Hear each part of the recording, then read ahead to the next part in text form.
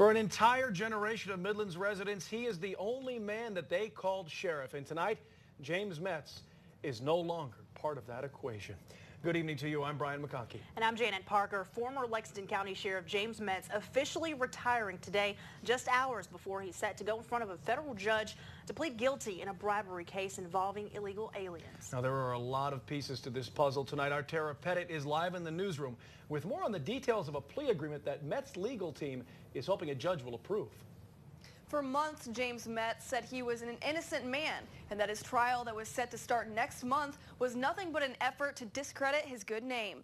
Now he's about to plead guilty to federal conspiracy charges and avoid jail time in what one local attorney calls a pretty sweet deal.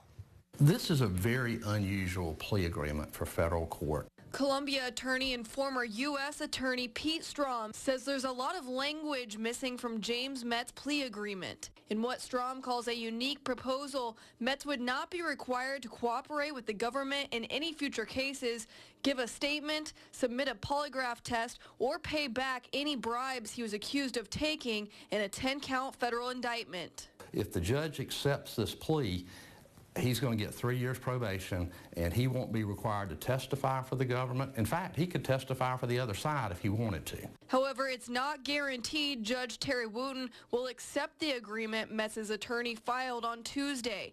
In that proposal, Metz is pleading guilty to 1 count of conspiracy to harbor aliens. 9 other counts, including wire fraud, would be dropped. This judge, I think, will scrutinize this plea. I don't think it's a given that he'll take it. Strom adds that Metz and his lawyer may need to explain why this deal is fair. In the last hearing, they said that he definitely took bribes, and they were going to be able to prove that.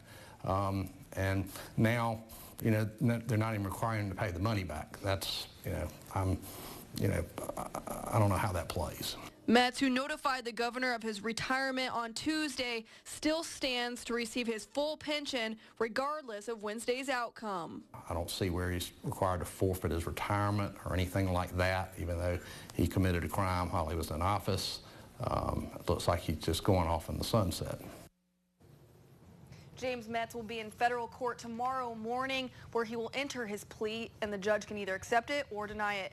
We'll be at that hearing and let you know the latest on air and online. Live in the newsroom, Tara Pettit, Watch Fox News.